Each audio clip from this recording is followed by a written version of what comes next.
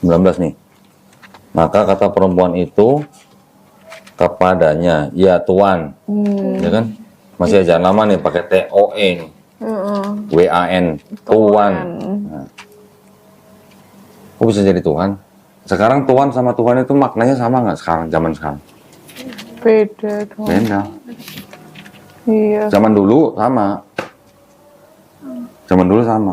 Tuhan jadi Tuhan itu sama kayak embus tambahin H jadi hembus. Sama juga dengan tahu gitu. Tapi kan sekarang udah beda maknanya. Tuhan dengan Tuhan tuh maknanya kan sekarang udah beda. Tuhan itu kan adalah sesembahan. Bisa Tuhan sang pencipta, bisa juga harta, bisa manusia, bisa macam-macam kan? Iya. Betul.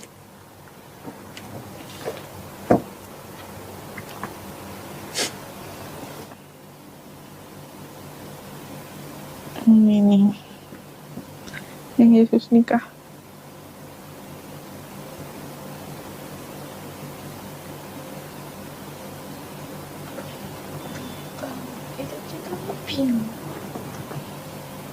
Pengen lihat kan?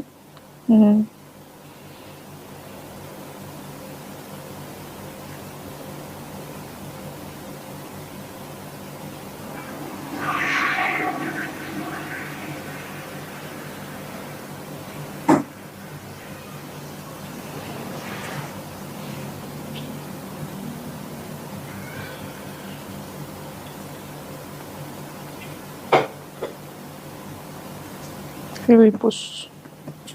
Iya benar yang di Filipus. Ada tapi kayaknya nggak tahu ya apa aja yang dihilangin ya. Aku nggak apa. Filipus kayaknya ya. Enggak, biasanya. Enggak kan? Bener? Cium deh. Bibir. Iya kan? Ini Filipus ya? Iya, betul Filipus. Iya. Nah, kalau yang Yesus yang menonton penyaliban di sini.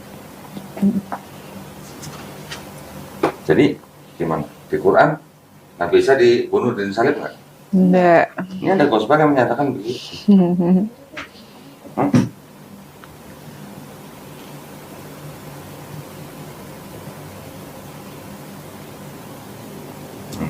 Ini namanya gospel. Apa tadi? The second, kalau ini discourse of the great set, ada yang menyebutnya the second treatise. They think they suffered in their error and blindness.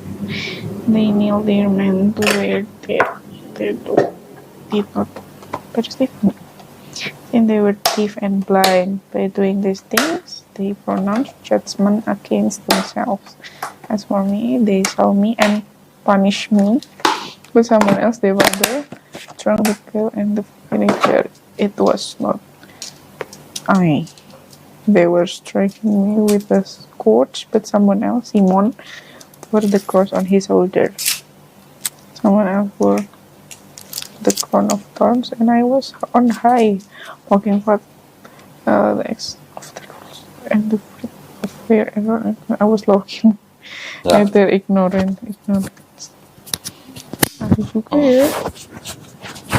Yang disalib siapa? Simon. Kirene kan? Di gospelnya Matius, Markus, Lukas itu disebutin bahwa yang membantu memanggul salib Yesus sampai ke Bukit Golgota itu adalah Simon orang Kirene. Tapi di gospel Yohanes nggak ada disebut-sebut Simon orang Kirene yang manggul salib. Kenapa? Karena gospel Yohanes itu dipercaya ditulis untuk melawan kelompok yang bilang begini. Kelompok yang percaya dengan ini itu juga Kristen, namanya Kristen Basilidean. Tumbuh subur di akhir abad pertama sampai abad kedua, tapi malah tumbuh suburnya di Mesir. Mereka percaya bahwa penyaliban Yesus itu hanya ilusi. Yang disalib bukan Yesus, yang disalib adalah Simon orang Kirene. Maka dokumen-dokumen ini ditemukannya di Mesir. Nag Hammadi itu di Mesir gitu. Mesir Utara apa Mesir Tengah gitu, lupa sih. Kan jadi lucu. yang di Matius, Markus, Lukas disebutin bahwa yang membantu memanggul salib adalah Simon orang Kirene. Tapi di Yohanes nggak disebut-sebut Simon orang Kirene. Kan lucu gitu kan. Ternyata penyebabnya adalah ini.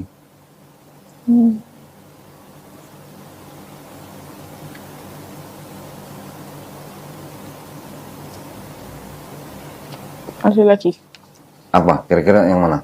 Ini semua. Kira-kira ini jumlahnya sekian banyak gospel yang tidak masuk dalam Bible. Ini banyak sekali ini, ini daftar isinya nih. Nah, ini.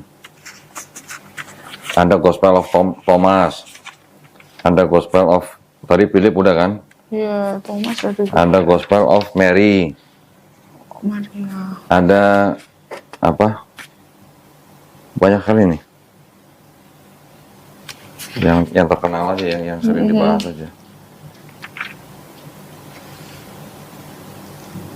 Belum lagi ada gospel-gospel yang tidak masuk dalam Bible tuh yang dianggap apokrifa. Apokrifa tahu kan? Lupa.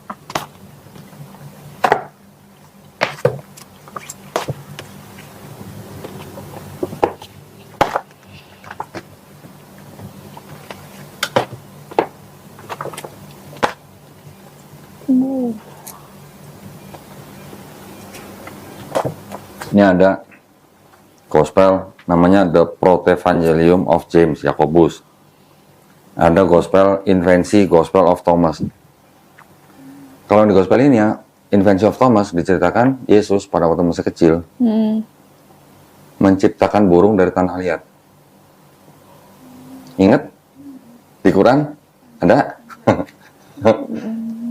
Ini gospel yang tidak masuk Bible. Dianggapnya kenapa? Karena tidak jelas siapa yang menulis gitu. Padahal di dalam gospel atau di dalam Bible 4 gospel itu juga tidak diketahui siapa yang nulis karena ya kan? Karena semuanya anonim gitu. Surat-surat itu anonim. Beda sama surat-suratnya Paulus. Kalau surat Paulus kan bilangnya aku Paulus Rasul Yesus gitu kan. Walaupun dari 13 surat Paulus itu ternyata yang diakui benar-benar ditulis oleh Paulus adalah cuma 7. Yang 6 bukan ditulis oleh Paulus. Tapi kalau yang 4 gospel, nggak ada kan, aku bernama Matius gitu kan, aku bernama Markus, nggak ada. Nama-nama Matius, Markus, Lukas, Yohanes itu diatributkan oleh bapak-bapak gereja di abad kedua. Yang pertama mengatributkan itu adalah bapak gereja namanya Santo Papias, tahun 135 Masehi. Yang kedua, Santo Irenaeus, tahun 185 Masehi. Tradisi, itu kan tradisi kan. Jadi bapak-bapak gereja itu menganggap bahwa yang menulis ini adalah oh ini yang menulis Matius, si pemungut cukai itu gitu. Padahal cerita mengenai Matius pemungut cukai itu di dalam Gospel Matius itu diceritakan dalam menggunakan kata ganti ketiga gitu. Matiusnya diceritakan dengan kata dia gitu. Begitu juga yang Yohanes juga begitu. Jadi tidak mungkin 4 Gospel itu ditulis oleh saksi mata langsung. Menurut siapa? Menurut ahli-ahli perjanjian baru. Ditulis oleh orang-orang yang bukan saksi mata langsung, ditulis oleh orang-orang yang tidak mengenal saksi mata langsung.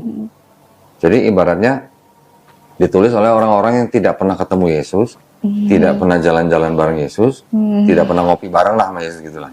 Kira-kira gitu. Karena di Matius kan ada cerita silsilah Yesus ini, terus Yesus lahir begini. Apakah si penulis itu menyaksikan Yesus lahir gitu kan? Enggak gitu. Benar.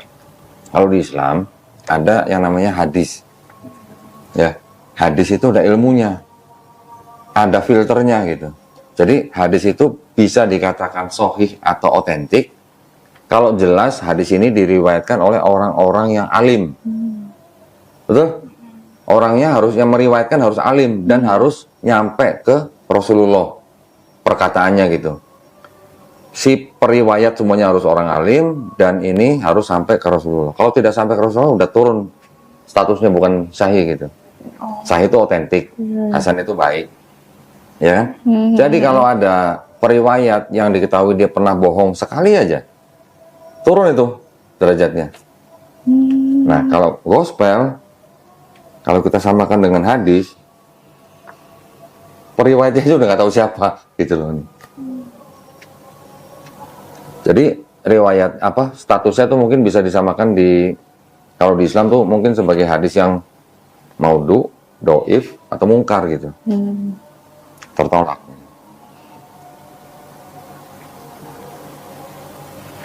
Ini gospel-gospel yang tidak masuk dalam Bible ya. Ini ada lagi nih, Gospel of the Holy Twelve. Ini juga kurang lebih sama dengan yang tadi yang Nag Hammadi itu. Oh, wow.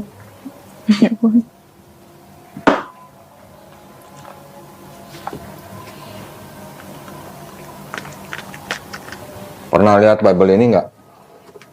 Saya punya Bible bagus ya. Bentar ya. Iya.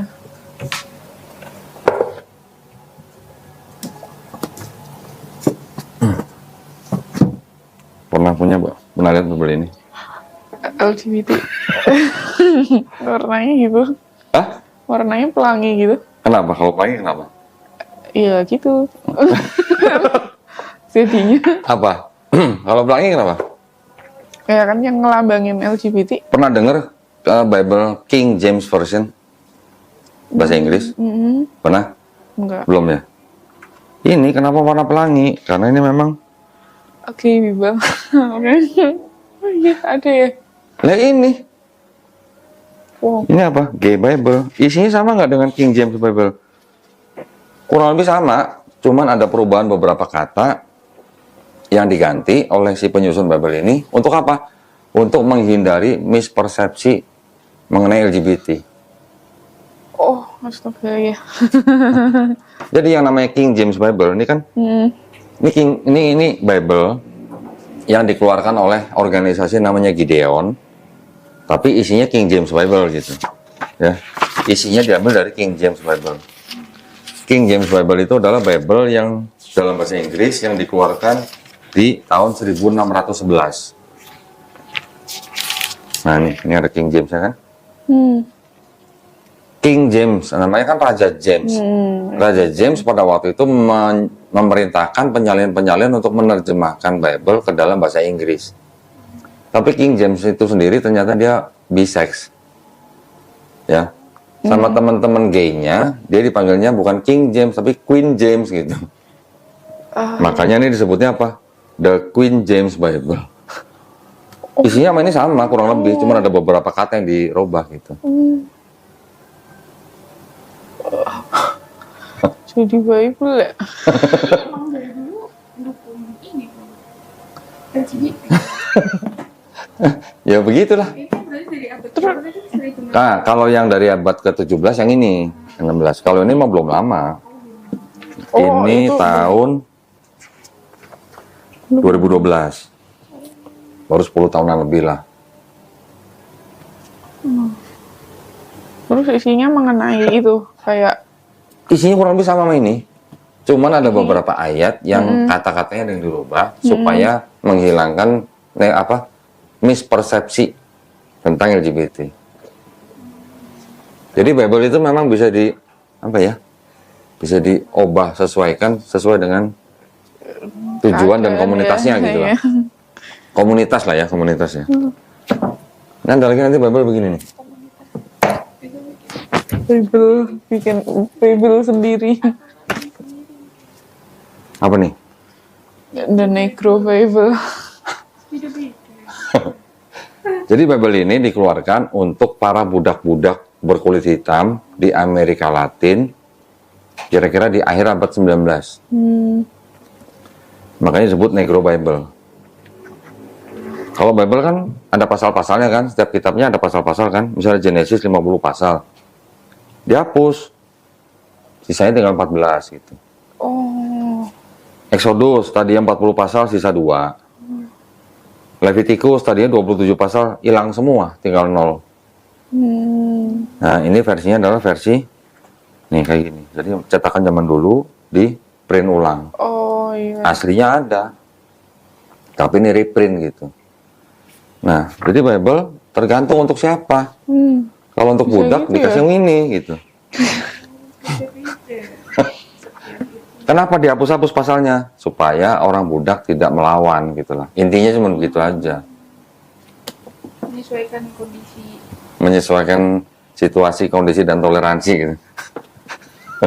Iya, iya. Papanya pernah lihat ini? Enggak, Mungkin pasti. nggak pernah. Papanya Nggak. pernah lihat ini? Pasti enggak. Nah, itu kondisinya begitu.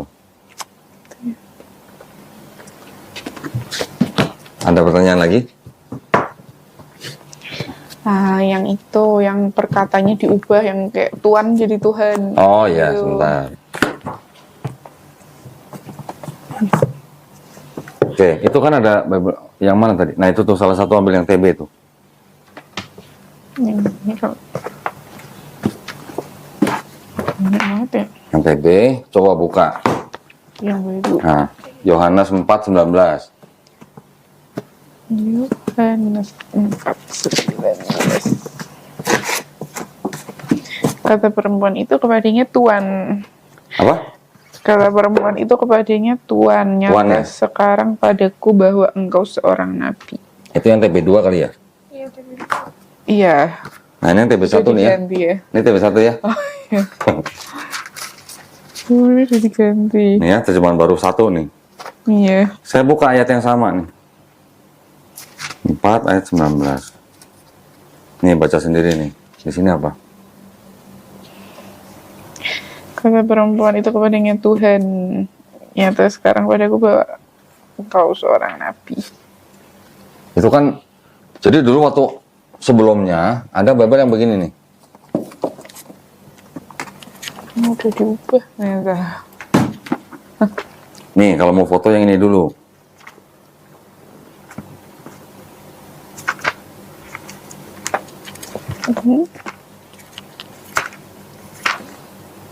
Nah, ini kan, ini juga LAI juga nih, ya kan?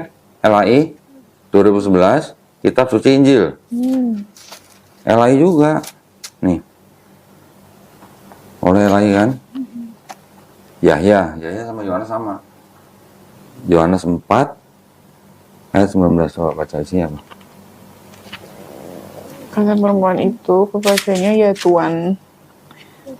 Tentunya engkau adalah seorang nabi. Tuhan ya. Kalau yang ini, Udah diubah. ini ada kitab yang cukup lama. Ini namanya Bible apa? ND. Ini tahun berapa nih? 68 ya. Buka ayat yang sama. Yohanes 4:19. Ini namanya Nih. kitab suci Injil. Yang saya garis bawahi. Nah, Tuhan nyatalah Tuhan adalah seorang nabi lah. Iya, Tadi Tuhan, yang ini apa? Tuhan. Tuhan.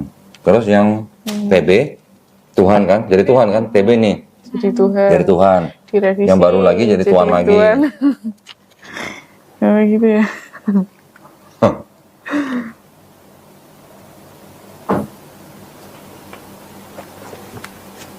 Kita lihat yang ini, yang kuno, yang paling kuno nih.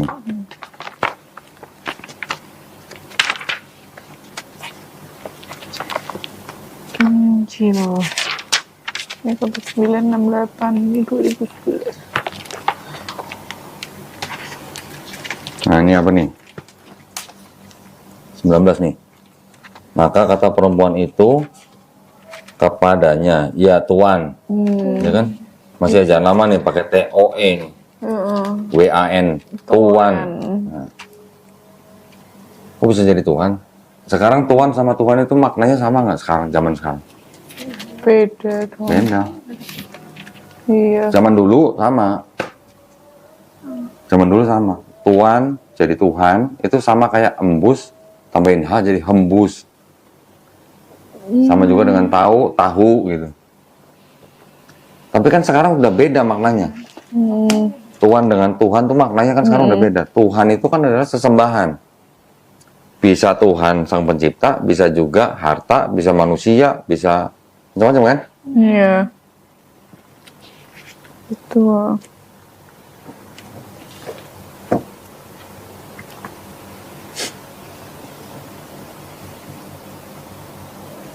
Yang TB2 udah mending, udah ada perbaikan gitu.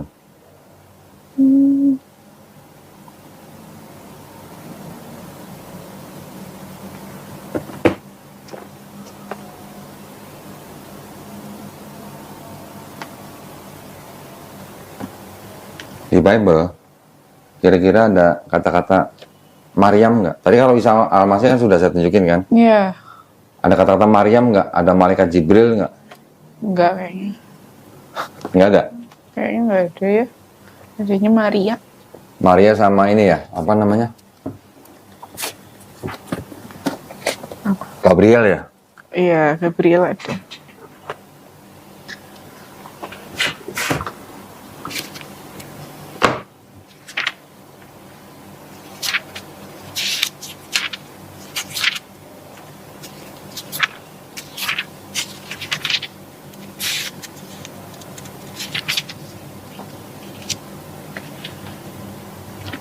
Ini Yusuf dan siapa nih?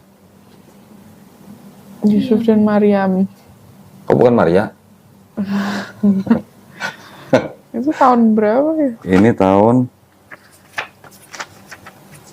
1962. Oh. 62 masih pakai Maryam. 62 masih pakai Maryam. Nanti saya cari nih yang malaikat Jibril.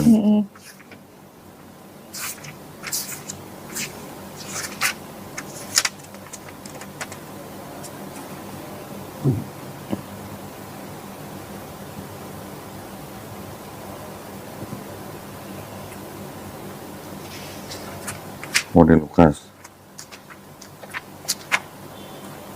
Lukas 2.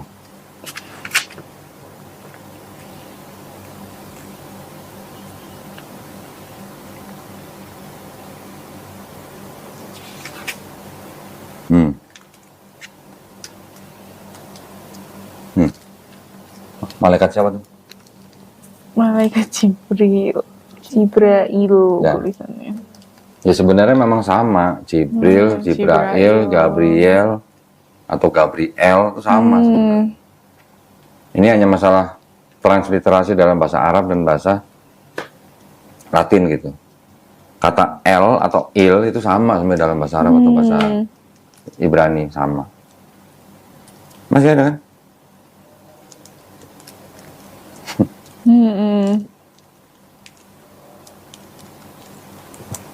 Kaget kali ya? Kayak bisa gitu.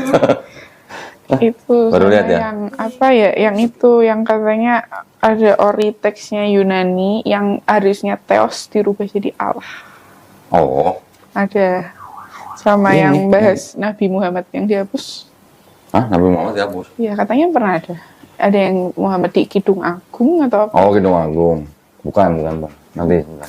Kalau yang bahasa apa tadi? Theos. Iya, Theos jadi Allah. Tadi mana yang kecil? Yang merah, nah ini. Oh, Bawah. ini. Ini kan ada bahasa Yunaninya nih, ya kan? Jadi kita lihat di Yohanes 1:1. Ini kan, kalam telah ada dari mulanya, kalam itu bersama Allah, ya kan? Nah ini ada kata Theos nih. Oh. Ini Theos ya. Kalau yang firman itu ini logos. Oh iya ini. Oh ini ya. Theos. Theos atau Theon sama aja. Theos. Theos jadi kan Allah. Oh, ada.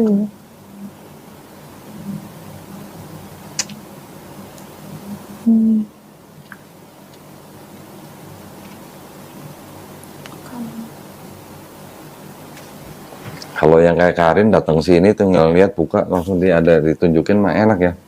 Saya yang nyari-nyari ini setengah mati loh. Bener.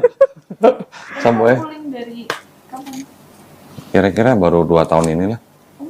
Wow, tapi banyak banget. Ini ada satu nih. Ini buku Bible termasuk di dalamnya ada tafsirnya. Ini yang 12 buku nih. Yang warna merah sama hitam nih. Ini Bible KJV dibandingkan dengan RSV plus tafsir. Oh, wow. Segini banyak nih. Nggak gampang nyarinya di sini. Banyak juga yang saya beli dari luar negeri. Ini terjemahan Ledecker. dalam bahasa Melayu tinggi. Kalau yang tadi yang gede itu, yang tebal itu diterjemahkan oleh Kringket ke dalam bahasa Melayu rendah. Injilu, ya, El Kudus gitu kan. Mata tuh Matius. Oh, Ini apa nih? Fatsal yang pertama, gitu ya. Baca susah. bahasa Ini bahasa Melayu tinggi nih. Surat asal Isa El Mesih. Zaman dulu nih. oh bisa mas. Isa El Masih maksudnya. Hmm. Tapi ini dalam bahasa Melayu tinggi. Kalau yang tebal ini dalam Melayu rendah. Hmm. Ini malah saya dapat beli dari mana? Yang cetak?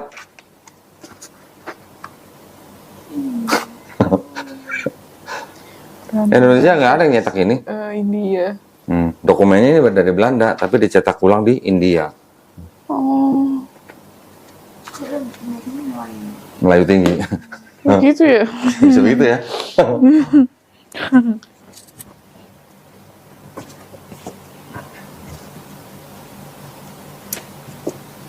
Ini ada, nah ini KJV juga nih. KJV ini edisi 1611, pertama kali mereka keluarin. Ini buku juga print ulang ya, karena ini kan edisi ya. Yang di sini tahun 1611 itu belum ada kata Jesus gitu, belum ada. Masih pakai Isus. Ya maksudnya sama, Oh orang yang sama. iya iya, yang Yesus pernah tahu.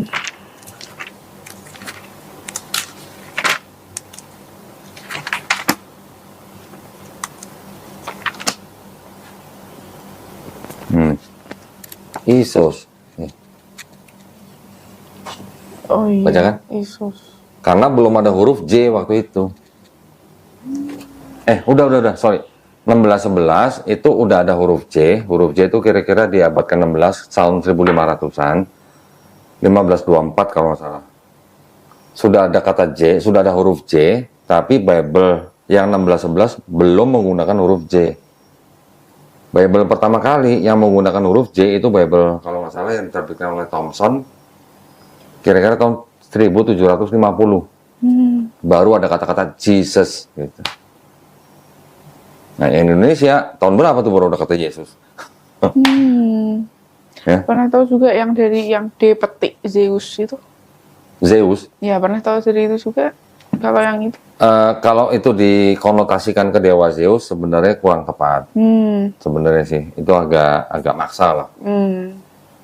Sebenarnya bukan ke Zeus, tapi mungkin ke ini kali, mungkin ke bahasa apa ya? Bahasa Eropa Timur tuh apa, kalau yang Tuhan itu artinya Zeus gitu juga. Kalau nggak salah. Tapi bukan dewa Zeus ya.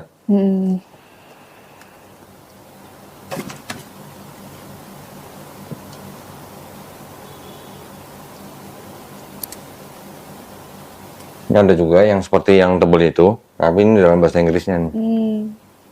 Jadi yang ada keterangan ayat ini tidak asli gitu nih, ada di sini. Tapi bahasa Inggris. Nah, ini versi bahasa Indonesianya.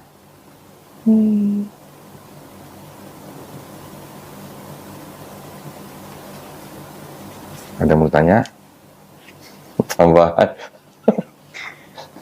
Itu sih kan saya mau ngobrol sama papa saya ya, sama papa mama nih. Ya. Kira-kira data apa lagi ya? Kan banyak banget ya tuh Banyak. yang kayak gitu. Sebenarnya kalau hanya mengenai perubahan nama, transliterasi, itu sebenarnya tidak terlalu penting. Yang penting adalah gini. Pertama, dari mana asalnya kitabnya orang Kristen?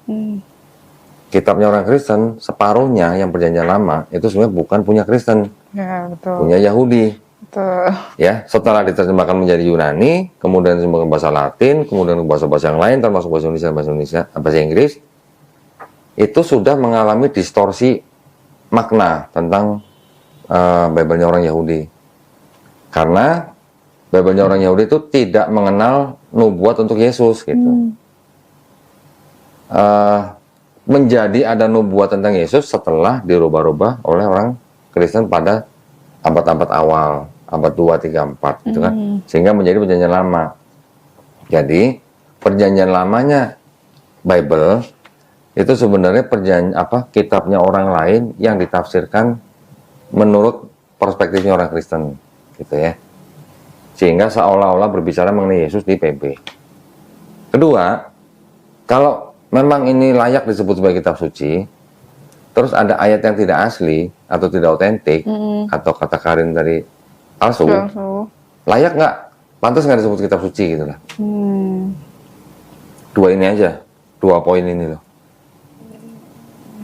Kalau mau tambah-tambahin yang pagan nanti panjang nanti, belum tentu. Iya.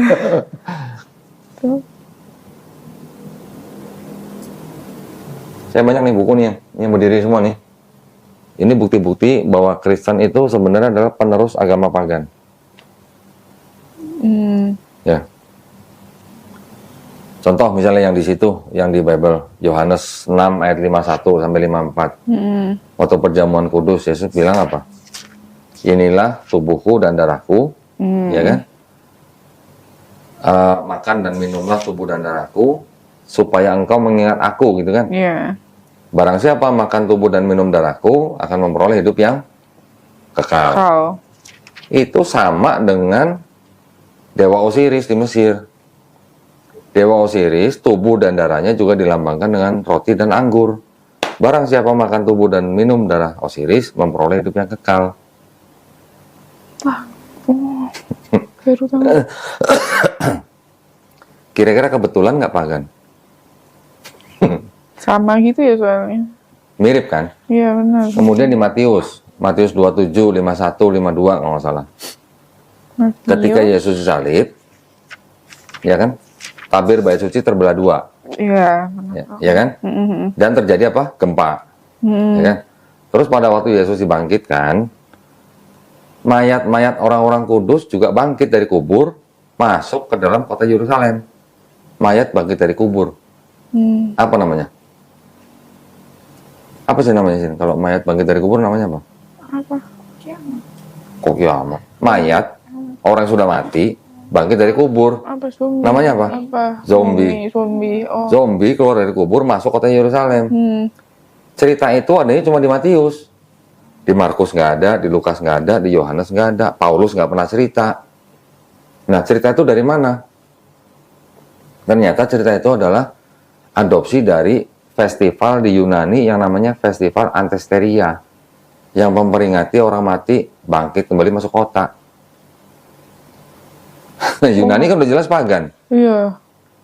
Nah, kok mirip sama yang di Matius gitu loh? Apa kebetulan pagan?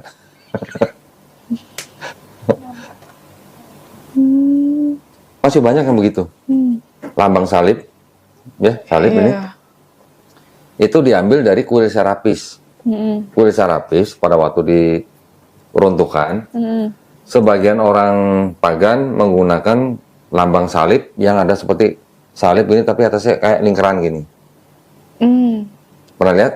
Enggak. Pernah ya? Apa ya sih yang ada kayak lingkaran? salib tapi atasnya ada lingkaran. Yang kayak Kalau yang Kristen mengambil salib tanpa lingkaran di atasnya. Tapi itu sumbernya dari situ. Dari kuil Serapis yang tadi saya bilang. Serapis adalah Tuhan, dewa yang dituhankan oleh dinasti Ptolemy namanya. Tahun 305 sebelum Masehi. Apa kebetulan? Gan. Masih banyak yang lain. Trinitas kenapa cuma 3 pribadi? Kenapa nggak 5, kenapa nggak 20, kenapa nggak 100 gitu? Kira-kira tahu nggak kenapa? enggak. Itu dari, sebenarnya awal mulanya dari orang-orang di sekitar daerah situ. Dari mulai Sumeria, Babilonia, Persia, India. India ada Trimurti kan? Di Mesir. Di Mesir ada Osiris, Horus, Ra. Di Babilonia ada Tamrus, Namrus, Semiramis. Terus di Eropa nanti ada Dewi Madonna yang melambangkan satu muka tapi dengan satu dewi tapi dengan 3 muka. Eropa Utara juga ada. Semuanya 3. Iya. Kenapa nggak 4, 5, 6 gitu? Kenapa terbatas di angka 3? Kalau katanya filsuf Yunani namanya Aristoteles, pasti pernah dengar dong. Berdasarkan perkataan orang-orang Pitagoras. Pitagoras tahu kan? Orang-orang Pitagoras bahwa alam semesta ini dibatasi dengan 3, awal, tengah, akhir. Menggunakan hukum itu kami gunakan untuk menyembah dewa-dewa kami, kata Aristoteles. Nah, itu semuanya, jadi mereka sudah terbiasa menyembah Tuhan yang triad gitu. Triad itu 3 tapi dianggap satu kesatuan, semuanya sama-sama Tuhan gitu. Di Trimurti atau di India kan ada Brahma, Wisnu, Shiva gitu kan. Memang detailnya jauh lebih bagus yang Kristen, detailnya gitu. Tapi konsepnya kan mirip. Yesus waktu lahir disebut apa? Kabar baik ya. Betul kan? Julius Caesar waktu lahir juga disebut kabar baik. Juru selamat umat manusia lagi. Kaisar Augustus juga disebut kelahirannya kabar baik juga. Jadi sudah ada polanya. Orang yang penting yang kelahirannya itu disebut sebagai kabar baik. Yesus juga disebut kabar baik. Kan mirip.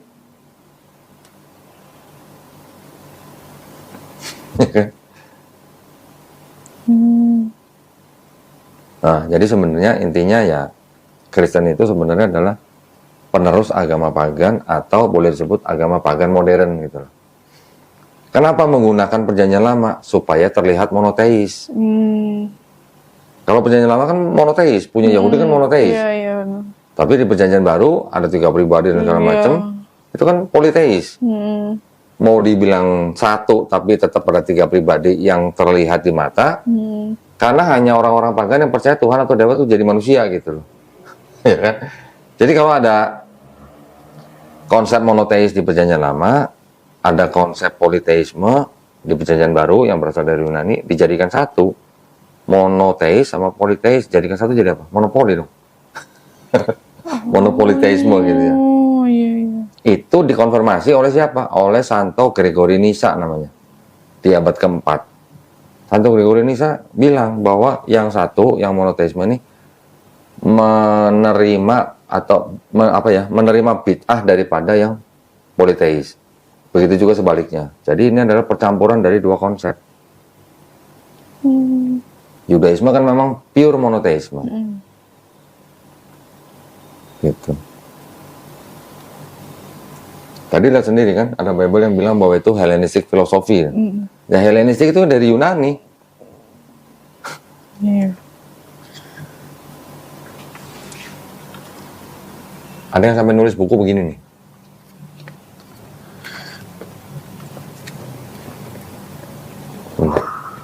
Apal semua ya itu kok. Ya, yang tiap hari ngomong jadi. Mana ya? Ada, ini. Agustin sama.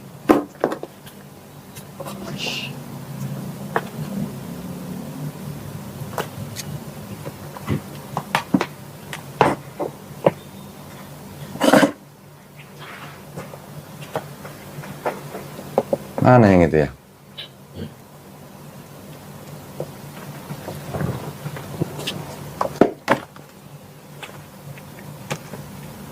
Nah ini. Ada kan Bapak Gereja namanya Justin Martyr. Ya, Justin Martyr.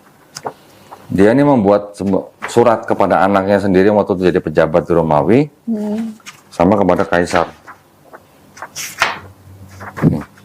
Ditujukan kepada Emperor Titus, Aelius, Adrianus, Antonius, Pius, Augustus, Caesar. Namanya panjang banget ya.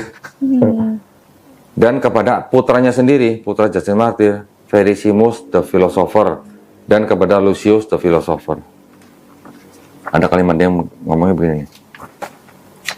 Coba. Tahu nggak artinya?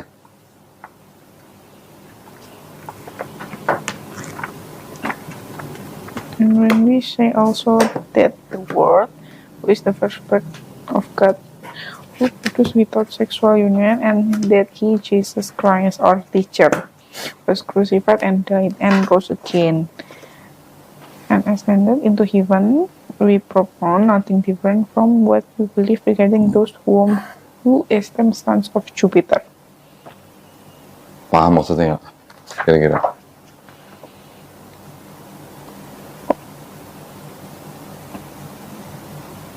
Oh, the sons of Jupiter ya? Ya kan orang-orang Yunani kan memang mempercayai putra-putra Jupiter juga Tuhan atau dewa gitu loh. Jadi Justin Martyr bilang apa? We propound nothing new or different. Jadi kami menyatakan tidak ada yang baru dan berbeda dengan apa yang kalian hormati sebagai putra-putra Jupiter. Mengenai siapa? Mengenai Yesus. Gitu. Jadi ini cuma ada perubahan Tuhan atau perubahan dewa gitu aja. Romawi ratusan tahun menyembah siapa? Dewa Mitra. Dari mana Dewa Mitra? Mereka bawa dari Persia. Ratusan tahun tuh. Terus kemudian ketika Kristen baru berkembang, terus mungkin detailnya mungkin lebih bagus, mereka adopsi Kristen menjadi agama yang legal di Romawi, kira-kira di tahun 312 sampai 313, baru di 381 menjadi agama resmi Romawi. Kalau di Katolik, kalian pasti sering lihat gambar Yesus di belakangnya ada buletan. Lingkaran apa itu namanya? Nggak tahu. Apa ya? Tahu. Yesus kalau kebaktian kan hari Minggu. Bahasa Inggrisnya apa? Sunday kan. Sun itu apa? Matahari. Day hari kan, hari matahari. Jadi zaman dulu pada waktu Romawi masih mempercayai atau menyembah Dewa Mitra, Dewa Mitra itu dianggap sebagai Dewa Matahari. Jadi 25 Desember dianggap sebagai hari lahirnya Dewa Matahari. Nah, ketika diganti menjadi Yesus, makanya Yesus belakang ada lingkaran seperti ini. Itu lambang matahari gitu. Ada pergantian. Jadi pada waktu Kristen dikenalkan kepada orang-orang pagan Romawi, kan nggak langsung diterima. Mereka biasa kan berpesta pora kalau hari 25 Desember gitu. Karena Dewa Mitra juga lahirnya juga ada 25 Desember. Pada waktu diganti menjadi Yesus, mereka protes, nah nanti gua nggak bisa makan-makan, nggak bisa minum-minum dong. Enggak, boleh tetap makan-makan, boleh minum-minum, tetap boleh pesta, tetap boleh gitu. Tapi bukan mitra lagi nih, sekarang Yesus gitu. Ganti sesembahan gitu. Bunda Maria juga kan ada tandanya bulat kan belakangan. Iya, ada benar. Nah, siapa yang bikin Kristen menjadi agama resminya Romawi? Yang pertama kali popornya namanya Kaisar Konstantin. Kaisar Konstantin itu yang merubah, yaitu 25 Desember hari Minggu, terus kemudian bapak-bapak gereja pekerja, istilahnya pemimpin agamanya gitulah. Terus patung-patungnya di Romawi itu diganti-ganti. Yang tadinya patung Dewi Kesuburan, nanti ada patung Dewa Perang dan segala macam, diganti dengan patung-patung siapa? Bapak-bapak gereja atau santo, murid-murid gitu, rasul disebutnya. Itu yang berubah. Terus gerejanya juga dikasih. Sebelumnya kan Kristen nggak punya gereja, mereka kan sporadis, kebaktian di rumah siapa, kebaktian di rumah siapa gitu. Akhirnya dikasih gereja sama Kaisar Konstantin. Dari situ Kristen menjadi agama resmi Romawi.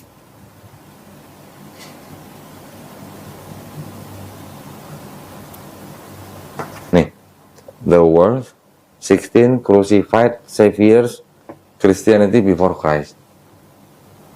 Sebelum ada kisah Yesus Kristus, sudah ada 16 juru selamat yang disalib.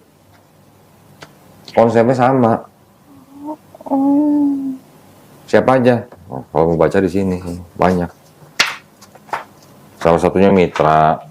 Nanti ada lagi Krishna. Pernah dengar Krishna? Dari India. Sudah ada 16 juru selamat dunia yang disalib. Ini satu-satu nih dijelasin tuh. Apa orang bikin nulis begini ngarang kan nggak mungkin. Iya. Nggak mungkin dia dapat ISBN kan? Tuh, ini ada ISBN-nya nih. Nggak mungkin orang ngarang buku dapat ISBN kalau nggak ada datanya gitu. Benar. Ini ada seorang anak misionaris nulis buku begini. The Buccaneers in Our Christianity. Arthur Weigel. Ini udah lama nih. Ini ditulisnya di tahun 19 berapa gitu. 1928 tuh. Hampir semua yang ada di dalam kekristenan itu berasal dari pagan. Semuanya, hampir semuanya tuh banyak.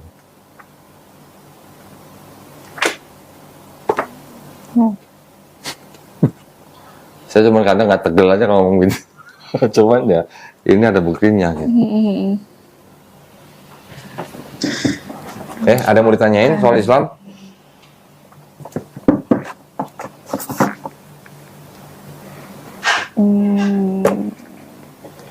Mungkin Karin lagi belajar Islam atau gimana? Iya, masih nyari data-data. Mungkin ada yang nggak jelas mau ditanyain, boleh silakan.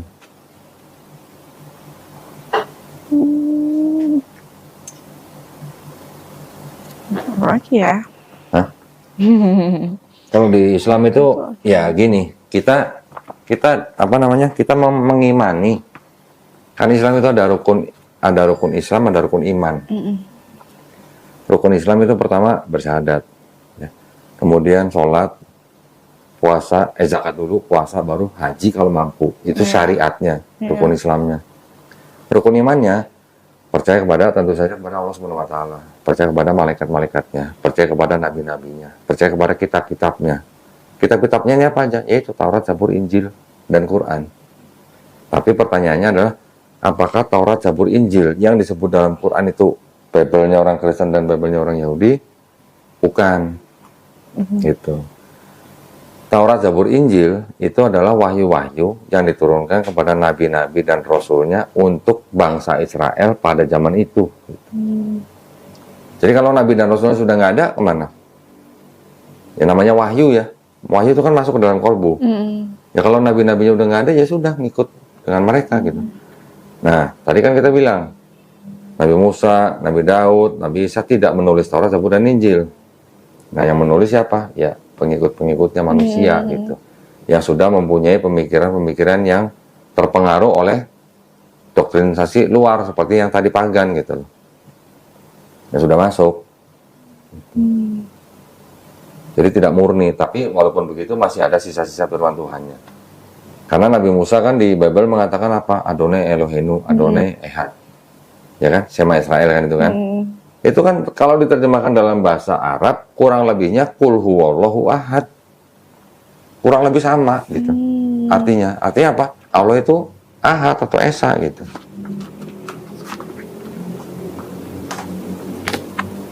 Pesan-pesannya sebenarnya sama semua dari nabi-nabi itu. Yesus mengulang di Markus 12:29. Waktu Yesus tanya hukumnya yang terutama apa? Yesus mengulang ulangan 6 ayat 4. Shema Israel, Adonai Eloheinu, Adonai Ehad. Di Quran sama persis surat Al-Ikhlas, Qul huwallahu ahad gitu. Ada kemiripan gitu. Jadi dari awal sebenarnya dari mulai Allah Subhanahu wa taala menurunkan kitab itu semua pesannya sama. Ya Allah cuma satu, nggak ada duanya gitu. Duanya aja nggak ada, apalagi tiganya gitu. Karena memang pemikiran orang-orang zaman dulu, sehingga pemikiran-pemikiran itu masuk ke dalam kitab-kitab seperti ini. Gitu. Kalau kita lihat kemiripan ini dengan antara bangsa Israel dengan Islam, di bangsa Israel itu juga ada yang namanya wudhu. Oh ya. Betul? Waktu mau masuk kemah perjanjian kan harus basuh kaki dan tangan kan, melepas kasut gitu kan. Yang perempuan juga pakai kerudung kan? Pernah nggak ngeliat foto Maria atau Maria Magdalena nggak pakai kerudung? Nggak ada. Pasti semuanya pakai kerudung. Kenapa? Karena itu aurat buat mereka. Terus di bangsa Yahudi juga mereka kalau ada sholatnya, cuman memang gerakannya tidak begitu sama dengan yang di sholat dalam Islam. Mereka ada sholatnya, tefilah ada mandi besarnya nggak? Ada. Itulah pembaptisan sebenarnya. Jadi baptisan dalam Yahudi itu sebenarnya seperti mandi besar dalam Islam. Cuman sama Kristen berubah menjadi apa? Menjadi kayak semacam prosesi pernyataan iman gitulah. Ya kan? Nanti ada lagi di Yahudi ada sunat, Islam ada sunat. Kristen nggak perlu sunat kan? Iya benar. Ya kan? Kristen ajaran Paulus bilangnya apa? Cukup sunat rohani kan? Iya. Kalau ada sunat rohani, kenapa nggak ada perpuluhan rohani aja gitu? Paham maksud saya kan? Iya, iya. Di tradisi Yahudi kan ada perpuluhan, atau Iya, di dalam benar. Islam ada zakat. Iya. Konsepnya mirip gitu. Nah, cuman di Kristen sunatnya cukup sunat rohani atau sunat hati, tapi perpuluhannya jalan terus yang asli gitu, bukan perpuluhan rohani nggak ada gitu. Kira-kira gitu. Dan kalau kita apa namanya, kita tahu nih global konteksnya gitu ya, tadi yang seperti itu. Kalau Karin sekarang mengaku Kristen, Karin sebenarnya ini pengikut Yesus atau pengikut Paulus? Kalau setelah tahu Paulus. Paulus. Karena apa? Yesus doanya sujud. Iya, betul. Nggak makan Umat beragama apa yang sekarang doanya sujud? Muslim. Islam. Yesus nggak makan babi. Iya. Umat Islam nggak makan babi. Iya. Yesus sunat. Laki-laki Muslim sunat. Iya. Yesus mati dikafanin. Iya. Islam dikafanin. Dikafanin. Mereka masuk peti. Iya, benar. Maksud. Iya kan? Jadi sebenarnya yang bisa dikatakan yang mengikuti sunnahnya Yesus ya Muslim malah sebenarnya. Tapi kalau Kristen mengakui bahwa mereka dosanya sudah ditebus karena Yesus sudah mati di atas kayu salib. Iya. Itu ajaran siapa? Ajaran Paulus. Paulus. Gitu.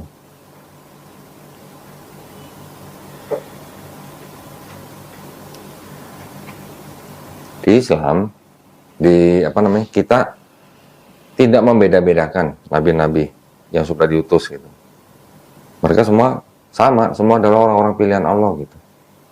Tapi kalau di dokumennya orang Yahudi, Nabi Nuh diceritakan habis banjir, mabok anggur, telanjang.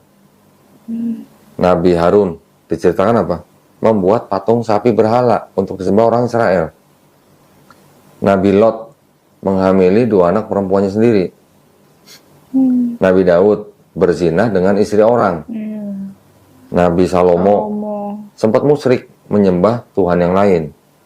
Nabi Ayub diceritakan pernah menghujat Allah karena dikasih ujian. Kira-kira apa Tuhan salah pilih nabi kalau kelakuannya begini? Kira-kira aja gitu. Apa Tuhan salah pilih nabi atau gimana? Di dalam Islam nggak ada cerita yang begini nih.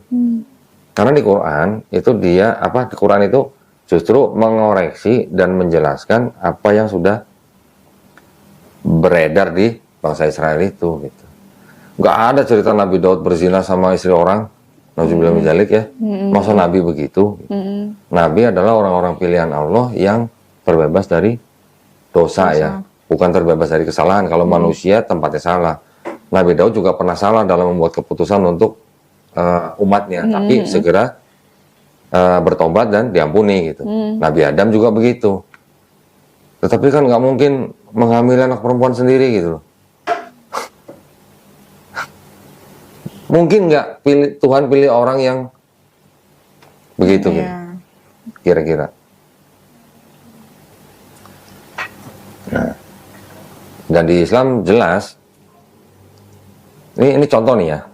Misalnya nih, Karin mau naik pesawat nih, mau ke Semarang nih dari sini. Kalau ditanya nih sama Sinta nih, sebelum naik pesawat, sebagai orang Kristen, Karin pasti nggak nyampe Semarang. Berani jamin nggak pasti nyampe Semarang? Kalau orang Kristen akan bilang pasti nyampe. Karena apa? Mereka sudah percaya dosanya udah ditebus. Pasti masuk surga gitu. Kalau orang Kristen kan begitu ngomongnya. Tapi kalau orang Islam ditanya sebelum naik pesawat, ya sebelum naik pesawat Cinta nih, pasti nggak nyampe Semarang. Ya, bisa jadi enggak. Bisa apa? Bisa jadi enggak. Bisa jadi enggak. Berarti kita harusnya ngomong apa? Insya Allah. Jika Tuhan menghendaki.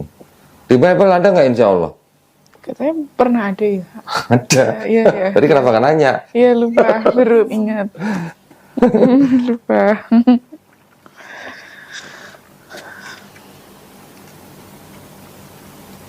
Ya, kompis 45. Nih. Di sini juga ada kata insya Allah tuh. Mau ngapa-ngapain juga harusnya insya Allah. Seharusnya kamu berkata insya Allah. Ada pendeta Oh, kalau kita Tuhan, apa keselamatan kita bukan keselamatan yang insya Allah gitu. Ini, oh, ini yang sekarang nggak ada ya? Nggak ada. Udah diganti jika Tuhan menghendaki. Hmm. Hmm.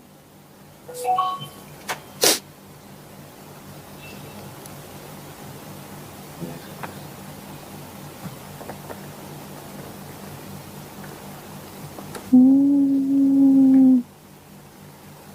Paham kan?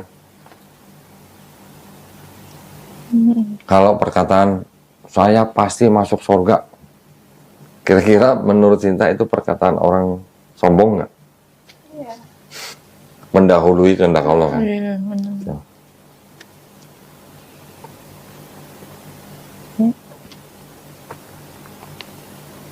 Allahnya belum tentu masukin orang itu ke surga, tapi udah bilang saya pasti masuk surga gitu kan? Iya. Belum tentu juga dibukain pintu gitu. Belum tentu juga mencium bau surga gitu. Iya. Jadi kalau di Islam konsepnya begitu. Nah, di Islam juga konsepnya gini, Karin. Setiap bayi yang lahir, fitrahnya, nature-nya, itu sebenarnya seorang muslim. Hmm. Karena muslim itu artinya apa? Orang yang berserah diri hanya kepada satu pencipta. Hmm. Bayi lahir kan nggak bisa apa-apa. Iya, benar. Jadi, bayi itu sebenarnya muslim, fitrahnya, atau nature-nya. Dia nanti menjadi Kristen seperti Karin, seperti saya dulu waktu kecil, Hmm. atau menjadi Yahudi, atau menjadi Majusi, itu kan karena orang tuanya. Hmm. Iya, betul. Tetapi pada waktu sudah akil balik, sudah besar, sudah bisa menentukan mana yang baik dan mana yang benar, maksudnya memang benar dan salah gitu ya, bisa menentukan. Ketika dia mengenal Islam, sampai kemudian dia menerima Islam, sampai pada akhirnya dia masuk Islam, dia sebenarnya bukan pindah agama, tapi dia kembali ke fitrahnya. Hmm. Kembali ke fitrah manusia, yang mana manusia itu hanya bisa berserah diri kepada satu pencipta. Gitu. Hmm.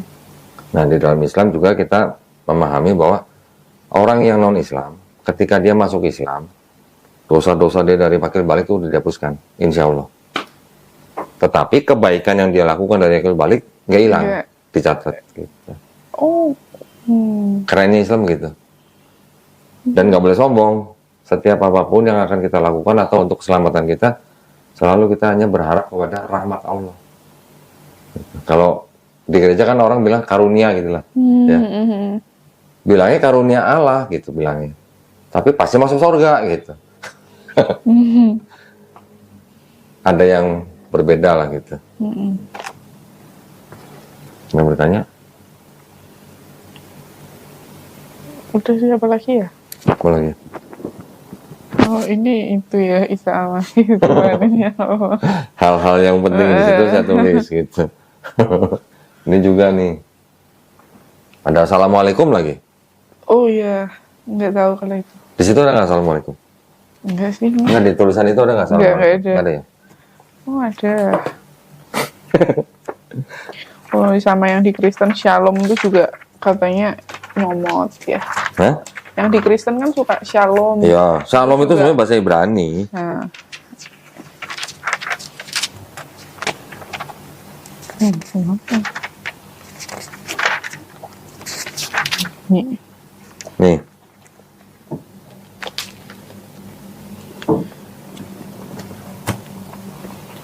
Nama malaikat itu pun hah? maka malaikat itu pun datanglah kepadanya seraya katanya assalamualaikum hai engkau. Ada assalamualaikumnya. Padahal yang kalau di Alkitab yang sekarang kan udah nggak gitu ya. Langsung kayak hai Nih, saya engkau tunjukin ya. lagi. Sorry, saya tunjukin lagi. Ya. Lukas. Tadi assalamualaikum ya. Hmm. Udah di foto?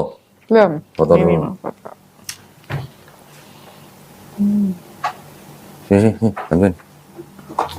Oh, oke.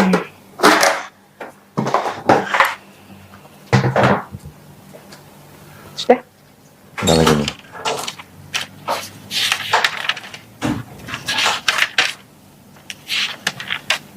Kata apa nih?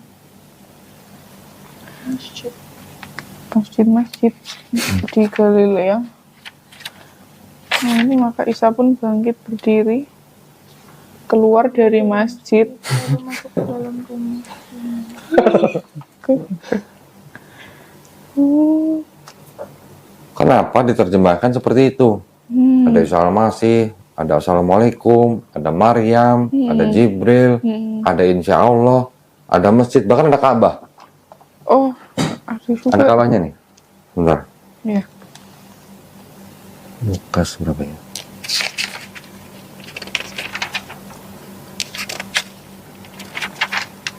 Lima atau 6 ya?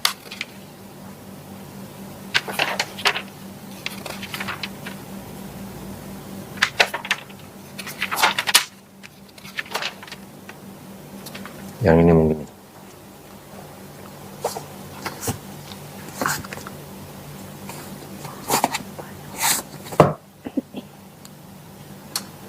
Nggak pernah dengar ya? Dalam Bible ada kata Ka'bah ya? Enggak.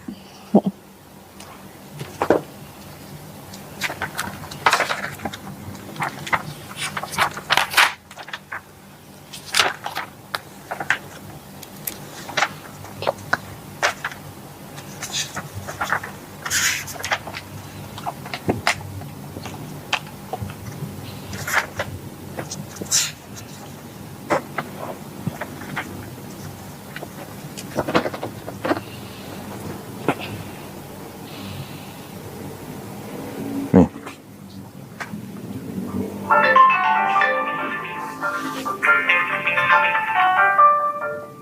Assalamualaikum. Assalamualaikum, Mbak. Habis begitu, iblis Assalamualaikum. hentarkan sama Tuhan Iya, Pak. ke negeri yang Sudah selesai. Sudah selesai, Pak. dan menaruh Tuhan di atas ujung. Halo, Pak. Nanti WA dulu, Pak ya. WA dulu ya. Lagi ada tamu ya.